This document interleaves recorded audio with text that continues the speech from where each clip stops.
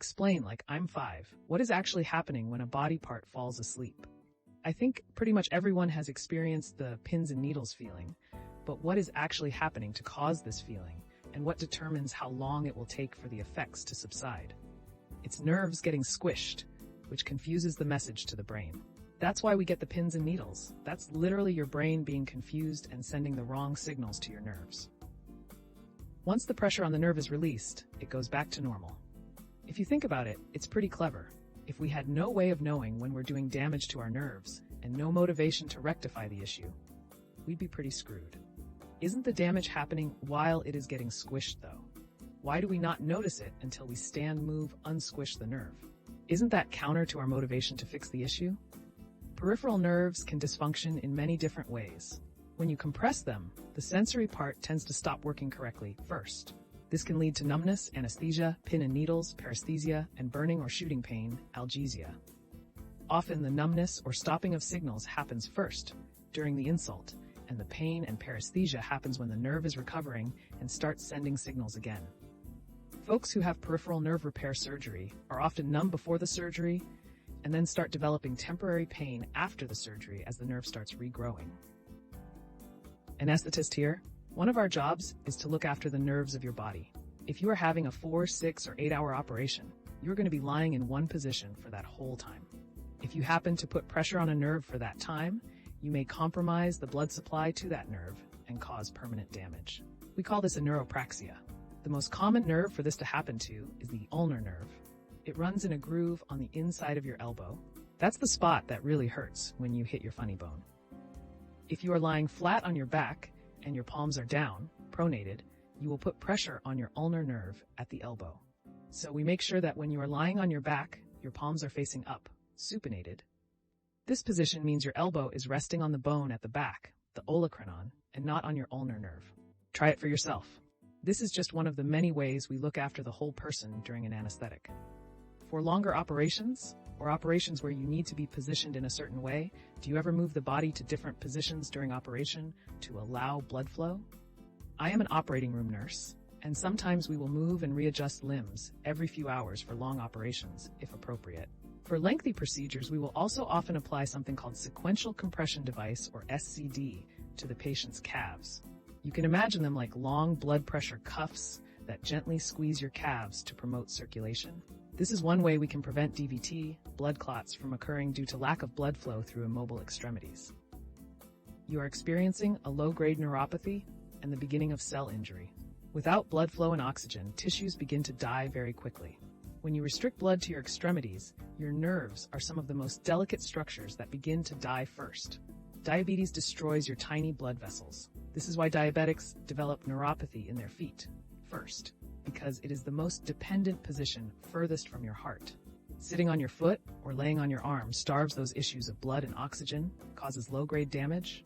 When you begin to move, the blood is quickly restored and no serious harm done. If you were to remain in that position long enough, or you weren't able to move, such as large boulder on top of you, then you would likely have permanent cell death in that extremity. Edit. This is also why we naturally toss and turn at night. Explain like I'm 5 if nitrogen is everywhere. Why is it a big deal if there is a nitrogen leak? When we suffocate, the reason we feel like we have no air isn't because of lack of oxygen, it's because of a buildup of CO2 in our blood. Nitrogen displaces air. So if you enter an enclosed space that has slowly been filling up with nitrogen and pushing out the oxygen, you literally wouldn't know it until you got lightheaded and passed out. Then you'd be unconscious in a room without oxygen, which isn't going to end well. OSHA says that breathing an oxygen-displacing gas will knock you out cold in 12 seconds from the first breath. You feel nothing at first, then lightheaded for about 6 seconds. No feeling of suffocating before hitting the deck. There are often convulsions, but you aren't conscious. I've also experienced this. Well, I don't remember the convulsions, but I hit my head, so I felt it afterwards. That would explain the situation that happened with the execution that others have been mentioning. No, there's something more there. They fucked up, excuse my French. That man defeated the seal on his face mask. The whole ordeal was set up by amateurs. If he had gotten full lungfuls of nitrogen, he would have been in a coma within 3 minutes. Call it 5 because most people would try to hold their breath. The nitrogen itself isn't poisonous, but lack of oxygen will kill you. If enough nitrogen leaks out, it will push away all the normal air full of oxygen and fill the air surrounding the leak with pure nitrogen, which has no oxygen essential for your survival, causing you to essentially drown. So, hypothetically, if someone pumped nitrogen into a space, but someone walking through had a canister of oxygen and had the mindfulness to keep taking pulls from it as they navigated the space, they'd be fine so long as they didn't forget to huff the oxygen. Explain like I'm 5. How can stuff be further from the center of the universe than physics allows? Okay, so the diameter of the observable universe is 93 billion light years. That means the distance from the center where the Big Bang occurred to the outer edges of our observable universe is roughly 46 times 5 billion light years. The fastest speed in the universe is the speed of light, and the universe is 13,007 billion years old. Doesn't that mean that the farthest anything can be from the center of the universe is 13 times 7 billion light years? Space itself is expanding. Think of an ant crawling on the surface of a balloon. It starts off at a certain point on the surface and moves at a constant speed away from it. At the same time, the balloon is inflating. The distance between the ant and its starting point is increasing faster than it is moving, although it hasn't changed its speed. But what is space expanding into? So there are two ways to understand the answer to your question. Damn near a decade of advanced studies in physics or a half pint of LSD. Best I can do is a gallon of PCP. Distance from the center, where the Big Bang occurred. There's your mistake. There is no such center where the Big Bang occurred. The Big Bang occurred everywhere. Don't think of the Big Bang as a conventional explosion. Think of it as an expansion of the space of the universe. Imagine the universe is the surface of a balloon covered with glitter or dots. The dots glitter represent all the stuff in the universe. The Big Bang and the continued expansion since is like blowing up the balloon. As you blow it up, the surface stretches, space expands, and all the stuff gets further away from each other, with no center to the expansion. Explain like I'm 5. What causes 3D animated bloopers? I'm talking about things like Merida's eyes being all buggy when animating Brave, or everyone's hair going in weird directions in The Incredibles, or Shrek's arms suddenly getting really long. Why does the animation fail in, apparently random and uncontrollable ways? Animators are not sitting there animating each and every point on the 3D model. There are just too many of these points. So instead, they set up the rules for how each point will move and then let the computer deal with all the details. One common technique is to set up a skeleton of the character and then map each point on the model to a part of the skeleton.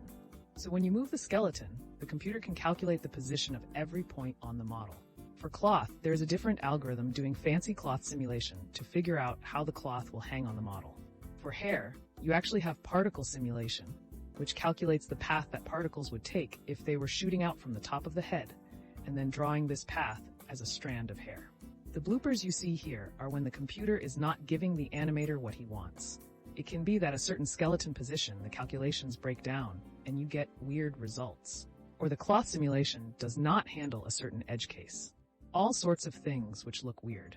If I recall correctly, they had to design an entire new way to simulate her hair, as some sort of connected springs too, as all other previous and at that time current techniques weren't either good or fast enough. Also the fur in Monsters, Inc. When it comes to computers, everything is math.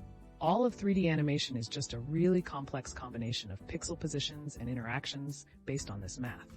If even a single digit is off, or something miscalculated, it will show up in the animation as a glitch. If it is something like positional information, you could end up with weird arms or clothes inside the body or anything else. In the really old days, 3D animation was sort of like stop-motion animation. The people who made the movie had to do a lot of work to manually describe how each part of the 3D models would move between poses. That's why very early animation avoided things like hair or fur. There'd be too much manual labor involved. Since it was so hands-on, mistakes didn't often make it to the finished product. As it got more sophisticated, they started writing small programs to do that work for them. That let them focus more on the key frames of the major models, and the programs would figure out how to move all the body parts. Meanwhile, other small programs handled eye movements or the way hair fur would move. But programs can have mistakes. All of the descriptions of how stuff moves is just physics math on 3D coordinates. A common mistake in this kind of math is to accidentally have a something squared when you just need a something. That will turn results that are supposed to be negative numbers into positive numbers. That usually means something that was supposed to move a tiny bit One way moves in a different direction and for what may end up being a long distance. For example, if something's intended destination had the x-coordinate -2.8, it will now end up at +2.8. So if it was starting from -2.7, you can see how that's way off. So what you're really seeing is someone making an error in those little programs that help these movies do more complicated things. Often the only way to catch the error is to render a whole scene and watch it very carefully. In a very long movie, sometimes things get missed, or they might just decide it's too much effort to fix and people won't notice without looking very close. As a programmer, I can tell you one character out of place can fuck up everything. You might forget a comma, and then you spend hours combing through code to find the one little tiny mistake that caused something like that. Well, that's another episode of Explain Like I'm 5 in the books. I really appreciate all of you who made it this far into the video. Of course, if you enjoyed this video, it would really help the channel out a lot if you gave the video a thumbs up, subscribe, or leave a comment down below. I hope that you enjoyed it, and I'll see you next time.